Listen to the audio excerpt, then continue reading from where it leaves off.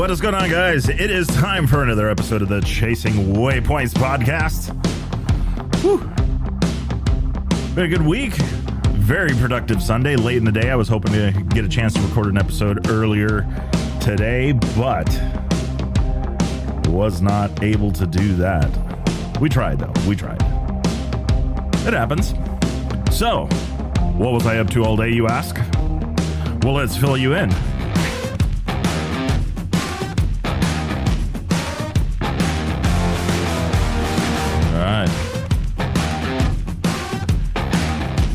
It is episode number 40 of the Chasing Waypoints podcast.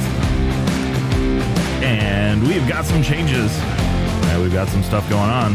Turn down the party a little bit. So no guest this time around. So did not get a chance to sit down and talk with anybody. Like I said, today was a super busy day. But I had a lot of fun. Leaked it out on Facebook earlier. So if you were following us on Facebook, you already saw and already know what we are going to talk a little bit about today. And that is changes, things, and stuff. So, long-winded intro and all of this other stuff, but let's talk about it. So, we have been working on a couple different things, right? So, working on growing the channel and doing different things, growing the podcast. We are very well and actually nearing the 10,000 plays across all the platforms. So I'm absolutely excited about that. 10,000 people, 10,000 plays across all of the different networks that we are on, you know, Apple, Google, podcasts. I don't know. There's a bunch. Spotify is a huge one. And so I'm excited, but I'm looking forward to the future. You know, hey, what are the things that we could do to help grow the channel and get this up, you know, get this growing and get this, you know, getting bigger? Well, one of those things in talking about a common theme that we've been talking about along and turning down the party here very professionally, like if it was, you know, my job, my day job. So anyway, so basically is we've been talking, I've talked with different people.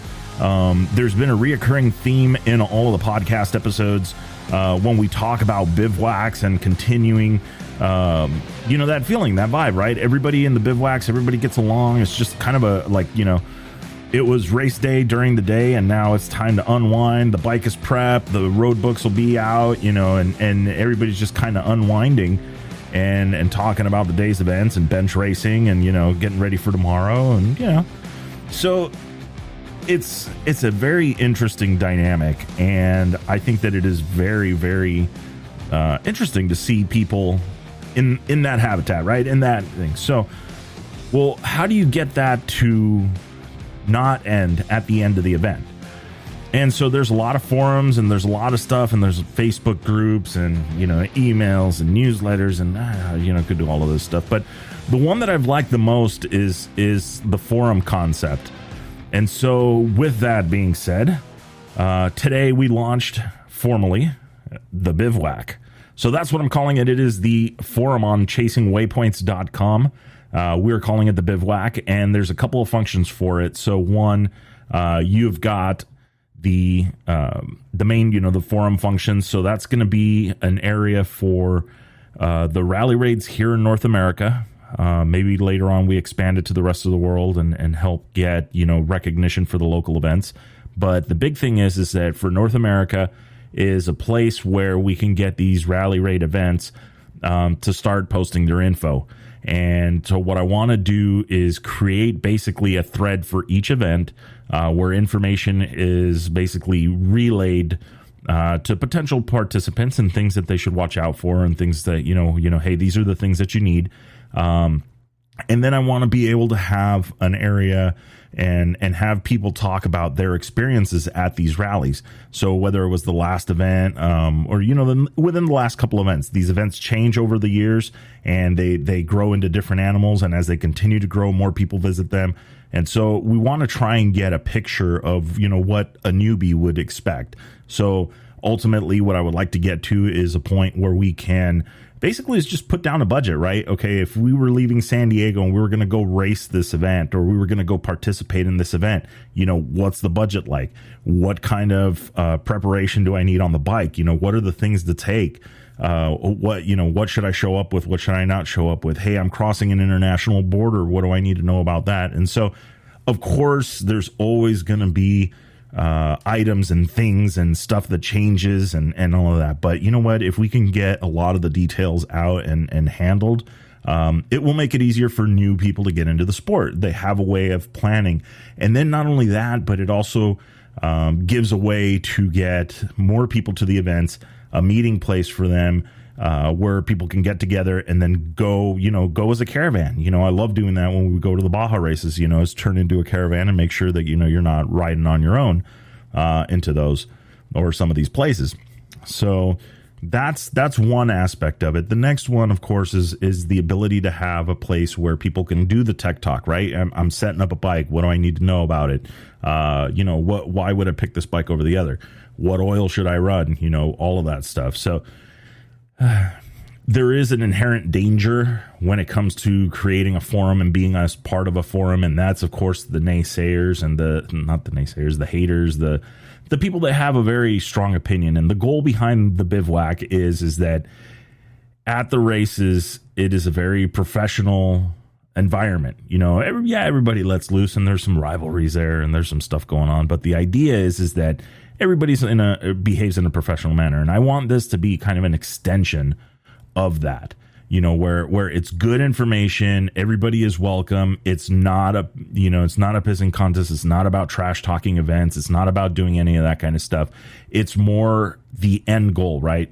Everybody that I think is listening to the channel and listening to the podcast, and we've talked and you guys have heard, the whole idea behind this is to grow the rally raid sport here in the U.S. and in North America. And the only way that that's going to happen is that we band together, we create these events as a group, we travel to these events and cover these events.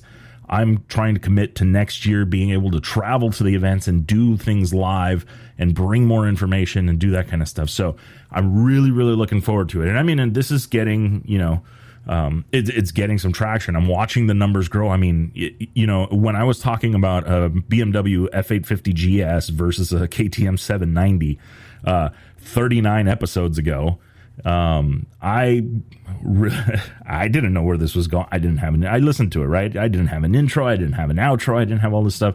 But, it's come such a long way. And more importantly than coming such a long way is I've met so many great people and had the chance to talk to so many great people. So I want to continue that, and I want to be able to have a place where people can continue to grow that and put in their 2 cents. I've seen what happens on other forums.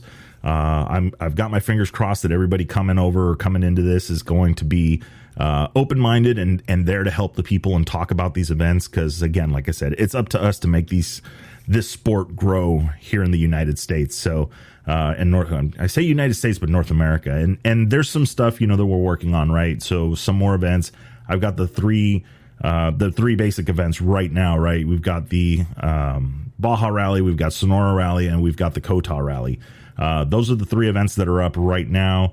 We're going to start adding some more events as I get with the organizers of those events, and we can get information and share and that kind of stuff. And so the end goal being is that just like when we started the starting from zero stuff, right, and getting into road books and getting into the sport, the idea is that somebody that's new to the sport should be able to come onto the website, come onto the forum, look up the information for the, say, Sonora Rally, and figure out, okay, I'm going to need this much time off of work.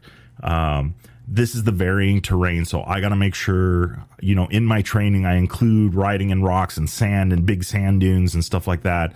What tires am I going to take? All of that stuff, and just kind of to pre-plan it, right? It's better when you walk into something and you kind of know what to expect than going in 100% blind. And so hopefully with what we can put on the website on, through chasingwaypoints.com, and then also in the forum, the Bivouac from now on, as I will call it.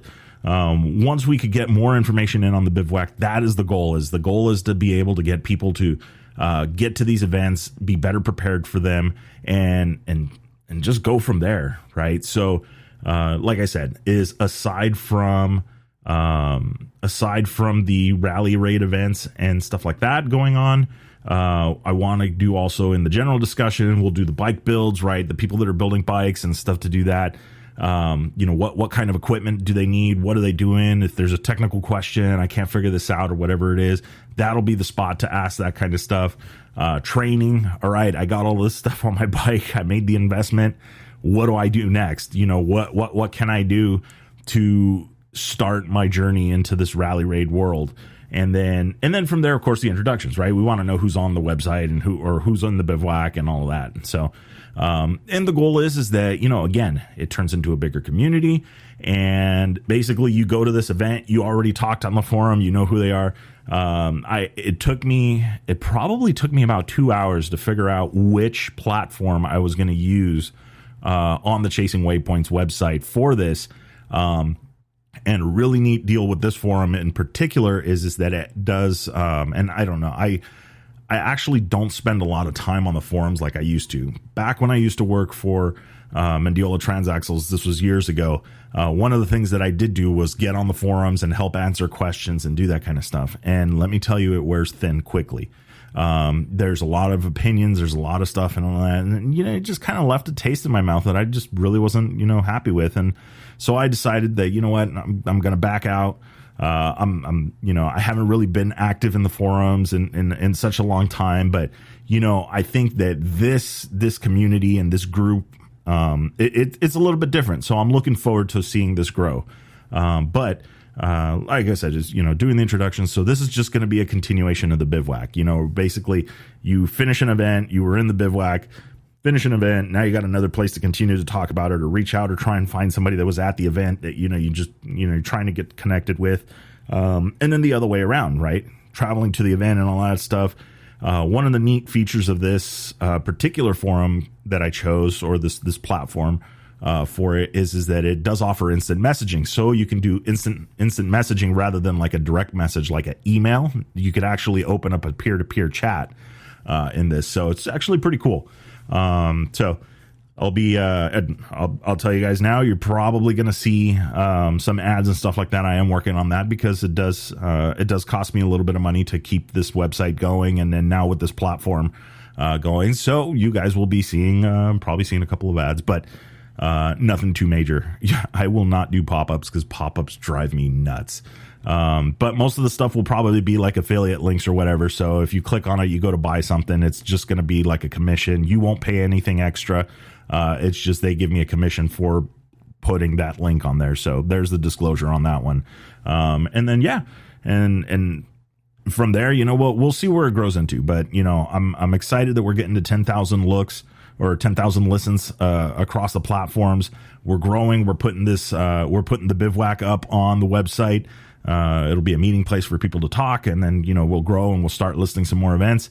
I know I got a couple events back east that I got to look into and get some more information on. So definitely going to be working on that, as well. So there's a lot going on. And I'm, trying to keep up. This isn't the day job yet. So, I'm definitely looking for, for some help. People want to jump on the forums and start some topics and stuff like that and answer. And, this is going to be the place to go. And so I'll be extending invites to a lot of the guys in the industry. Chris from Moto Minded. You got the guys, Matthew from Rally Motor Shop, get him up there. Chris over at Rottweiler as well. He's got some experience building some stuff, putting bikes together, and some very competitive bikes together. Just start leaning on some of these people that are experts in it. And the goal again being is let's help more people get into these events, right? What are some of the things that we could be doing, to help more people get into, the sport? So that's what we're gonna be after. That was basically my entire day, was looking at that and researching that and trying to figure out what to put up for first topics. So this is an open invite, very easy to get to. Just go to chasingwaypoints.com, and then you look up at the top and you will see it's basically is the home. You've got Shop Blog, then you've got Chasing Waypoints podcast, and then very right next to it you've got the Bivouac. So you go ahead and click on that, give it a second, and it'll load the forum. Go ahead and sign up for it, and that will get you in there and do your introduction and stuff. So that was the bulk of what we did today.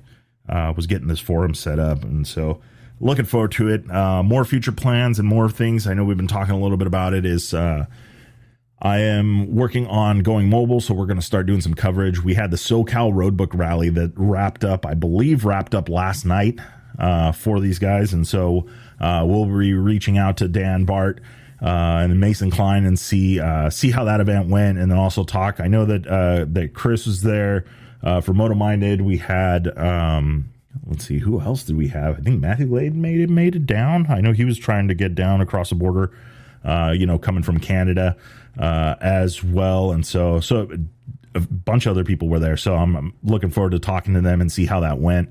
I saw some of the stuff that Mason posted, and it was pretty cool in the areas and the terrains and stuff like that.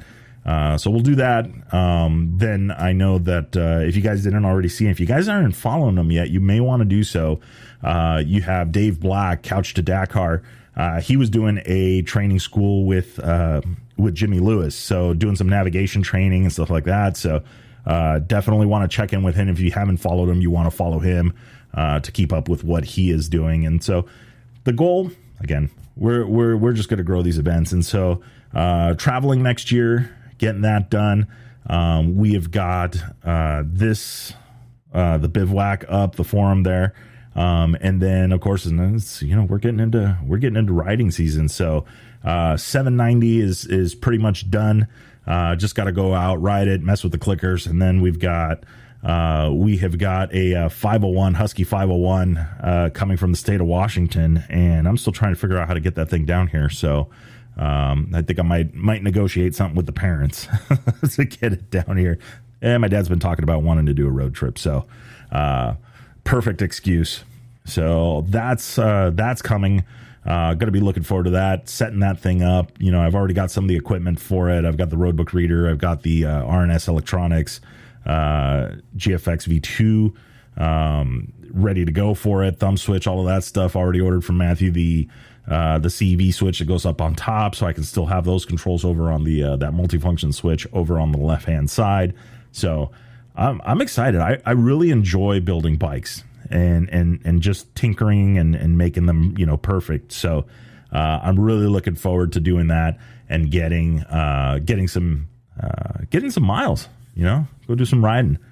Get some suspension set up on that one as well, and all that stuff. And now I'm pretty much a believer. I definitely am going to say I was guilty of the other suspension thing and always going sideways and kind of skipping over that page in the catalog and making sure it had everything else, but never really did touch the suspension. I mean, I knew it was there. I just didn't do it. So this time around, I've been reaching out, talking to a couple of people. Believe these bikes do come stock with the 4CS forks. It is a Husky. It's a few years old, so but very well taken care of. So I am looking forward to it and building that thing up and getting it ready. Just a basic bike. I'm not going to try and go super fancy on it. But what I do want is something that's set up and that could basically go run a rally raid. So I'm not a racer, but somebody else might want to race it or whatever, and I'll figure it out at that point. But in the meantime, it'll be a good training bike and be able to do some of that stuff. So I'm looking forward to it. There's going to be a lot of stuff. So I'm curious to know where everybody's been riding and if anybody's been doing anything now that the summer months are over here in the States. I'm guessing winter months are coming in. I'm hearing reports of snows and stuff like that. Northern California right now getting beat up pretty good on this Sunday night. So we'll see down here in San Diego. We'll see when it comes down to, and then we will. I don't know. We're gonna see. Hopefully we'll get some rain. I know that I haven't done it in a long time, but that ride to Mike's Sky Ranch is a lot of fun, except when it's muddy. I know that last bit can be pretty gnarly, and so don't want to mess with that one. But the road to Laguna Hansen, though, because of the sandy section that it is, when it rains, is actually hero dirt and a lot of fun. So we'll see. Take the 790 out. It needs to eat. Poor thing. It's not a diet. It's funny. I always forget to throw my car keys or my house keys in the car, so I have to come through the garage. So it's like every day I open it up and there's the Rottweiler fender eliminator staring at me, as it slowly comes up. It's like the I don't know, It's like Spaceballs, you know, you get the ship that's just coming slowly. It's the garage just opening up ever so slowly. You know, you see the tire first and then the exhaust and then, you know, the license plate and all that. It's like, I should definitely ride this. And then as a subtle reminder every time I walk by it, because it's just a little bit too close to the wall, that, you know, that bump with the shoulder on the Rottweiler kit for the mirrors, the CRG Aero mirrors, you know, bump them and of course twist the mirror out of the way. And so they are folding, but eventually I'll remember to do that instead of bumping into it in the middle of the night, you know, or, you know, late in the afternoon when I'm clapped out and done. So I got to get that thing out. It's been parked in the garage for a little bit too long, and I got some clickers to mess with and some stuff to do. So that's going to be coming soon. I'm looking for something here. I wanted to do a quick shout out to Danny out of Redlands. He got set himself up with a t-shirt and a hat and threw some stickers in there for him. So hope you're enjoying. I hope to see a picture of you rocking that gear out in the wild. And thank you for listening and picking up that t-shirt and hat. So I really appreciate that. And then, let's see what else we got going on here. So SoCal Roadbook Rally finishing up. We've got the next up is the rally or the ride over with Happy Dave in Vegas. That is going to be coming up soon. Let me look up the details for that so we could get that out there on the show. So if you guys didn't make the SoCal Roadbook Rally, you should be able to, or should be planning on making this ride out in Las Vegas. Excuse me, typing and trying to talk at the same time, and the mind is on overload here. So I think I'm running low on RAM. Let me see. Find this information. There it is. Ride Happy Dave at Ride Happy Dave on Instagram is the one. And here it is. Yes. So it is the Masons fundraiser. That is going to be November 12th through the 14th. Base camp is going to be in the Las Vegas area. If you want some more information on that one, please email Dave at ridehappy.net, for information, and he will reach out to you. So be ready for some fun there and get to hear some of the adventures. Mason Klein coming off of a win over in Morocco. Sure, he's got to be pretty stoked about that. So you'll be able to tune in and check out, maybe ride with him. I know he was out riding this weekend again down at the SoCal Roadbook Rally. So that will be pretty cool. So yeah, I'm trying to think what else we got going on. We got roadbook stuff going. We've got digital roadbooks. Let's see, what else did I see here? I did, and I don't know if you guys caught this. I'm going to put the link in the bio for this, but there is a new movie coming out. Let me see here if I can get it.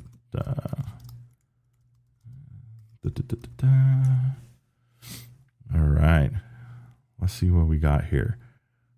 We've got so the movie coming out, and actually I believe the premiere is next week or this coming week. I have no idea if I'm going to be able to make it, which sucks because I really wanted to do it, but let's do this for the first time ever. Let's see if we can listen to this trailer on the show here. This is The Desert Said Dance.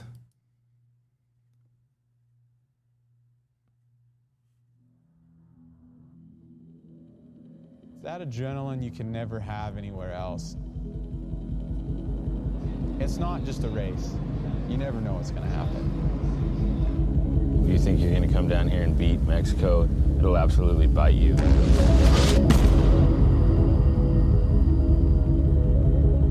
We always have the joke, if you can make it without letting the bars touch the ground, you're probably going to win. The moment I rode a motorcycle, I had that in my head, like one day I want to race the Baja 1000, and that just became my lifelong dream. Missing a beat on a motorcycle, not building it properly, it's huge. It essentially comes almost nearly all taken apart and then reassembled. Having Colton build the bike, you have absolute confidence. People have been racing in this part of the desert since 1950s. You come across these things and you're just like, wow, how did that get here? Well,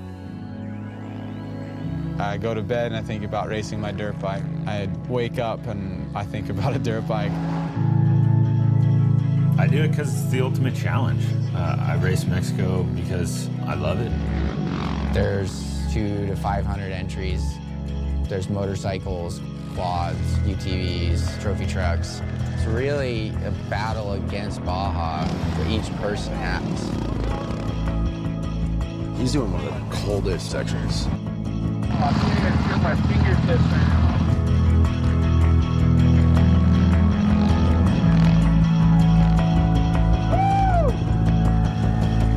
No falling down. No falling down. The race bike's just not there yet to tackle the Baja 1000. Just when you think you've got it all figured out, it throws you a curveball. Just when you think you're loving it, you hate it again. You never give up. You have to keep pushing and do everything you can in your power to finish. 500 miles into a 1,000-mile race, you learn a lot about yourself. Every year there are fatalities, and I think it's been like that forever. Austin, you probably Colton. If it's not connecting, then we're not going to be getting any heli support.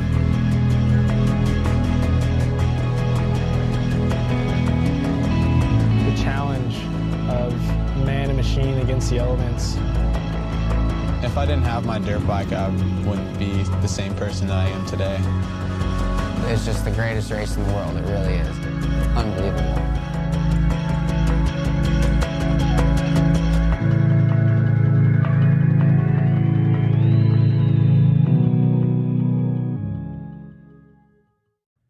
So got to give hats off to Monster Children Films on that one, producing that one. And yeah, I don't know.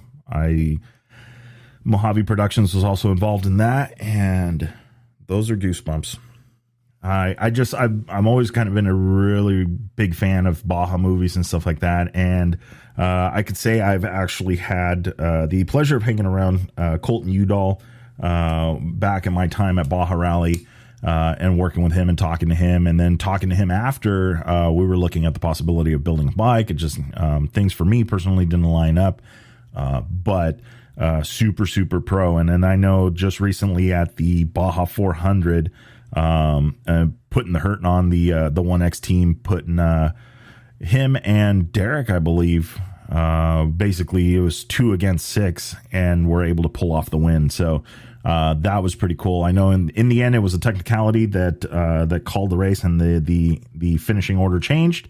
I'm not going to share my opinion on that any further, because I don't want to bring it up. But as far as that goes, it was a great race, and the way I see it is it took 6 people to try and keep up with 2. So yeah. Anyway, not taking anything away from the other team. I know that it is still any one of those guys, even if they were allowed to only go to second gear, I probably still couldn't keep up with them. So.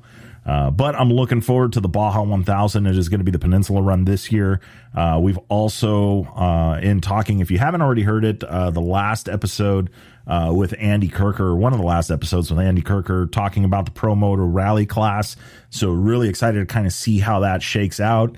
It's a new class, Peninsula Run. I think this is the time to do it. So we will see, how that goes. I think the deadline for signups was this past week. So we'll see once the entry list comes out and that's posted. We'll see what that looks like. But I think it's going to be, pretty cool. It's a new concept. There was a lot of people that I did talk to about it. I did mention this on the last episode as well, that we were talking a lot, the safety thing kept coming up.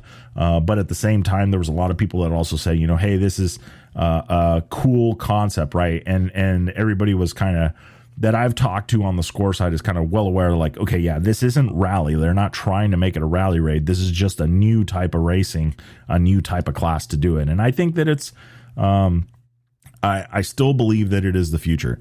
As more and more lock gates show up, and as more and more the areas that we can race and ride in are starting to shrink, this may be a way to fight back in that, the spectating will be limited. The environmental impact will be limited because the speeds may be slowed, or, will be slowed down.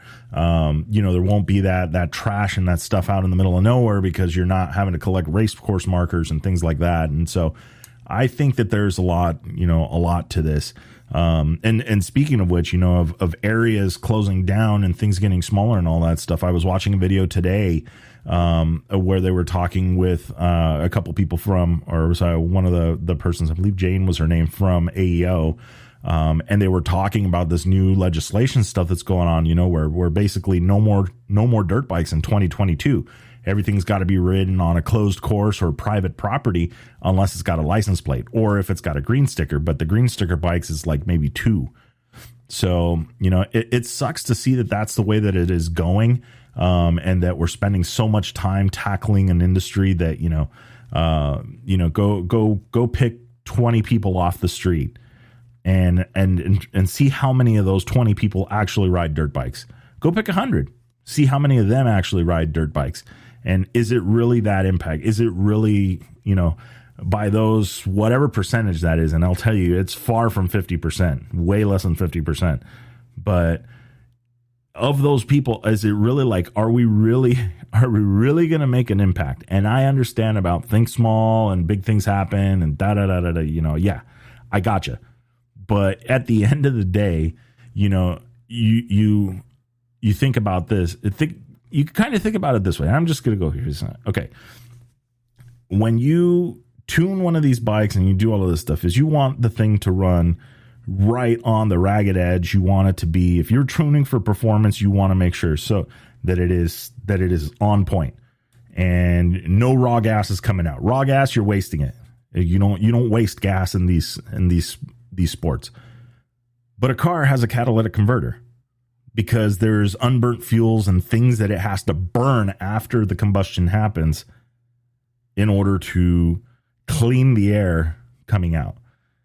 Now, you still don't want to go suck on an exhaust pipe because it's still harmful on both cases, but just think about that. On the bikes, you don't necessarily. Now, if it's a Harley, it's a whole nother deal. And there are some bikes that are out there that burn a lot of raw gas and all this. But for the most part, motocross, desert bikes, things like that, that's not what you need to be focusing on.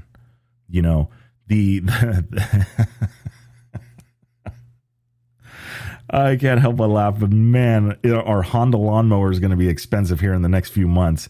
The same thing, a gas engine on a lawnmower, that's it, gone.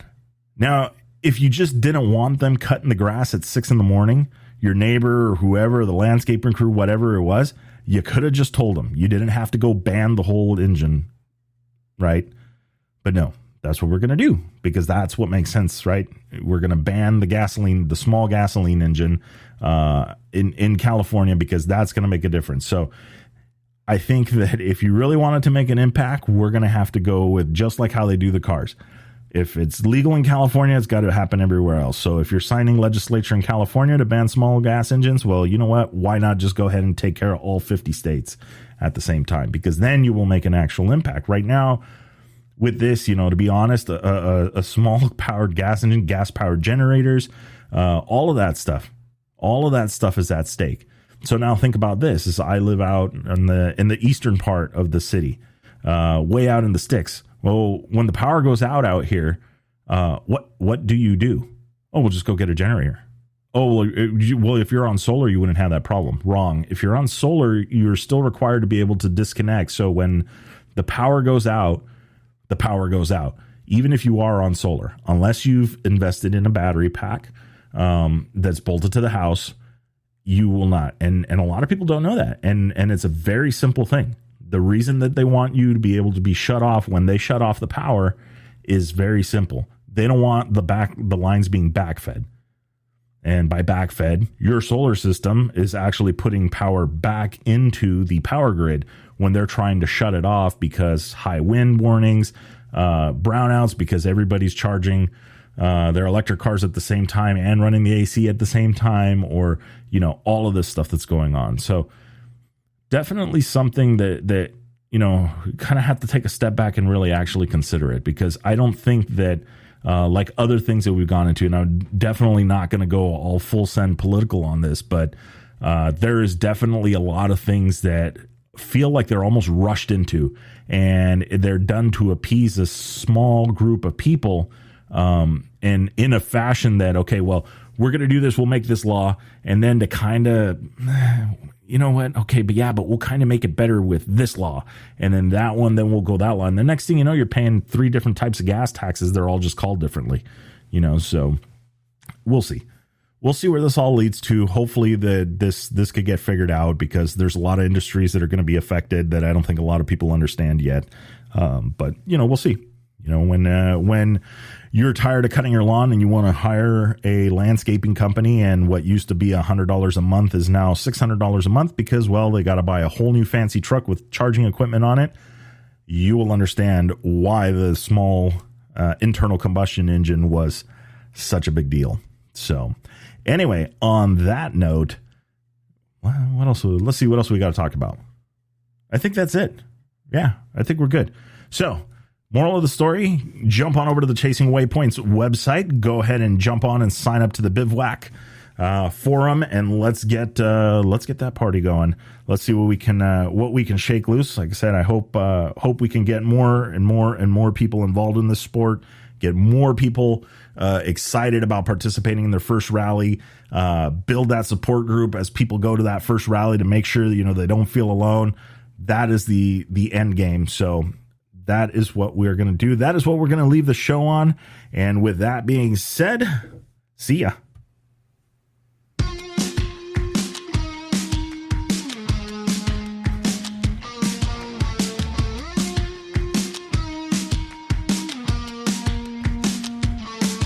All right, that is the wrap for the Chasing Waypoints podcast this week.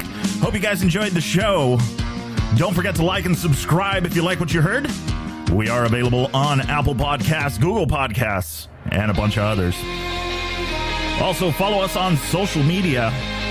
You can find us on Facebook under Chasing Waypoints, Instagram, Chasing Waypoints _official, and, of course, the YouTube under Chasing Waypoints.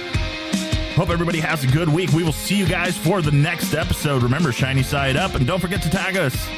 We want to see where you guys are riding and what you guys are up to. Have a great week.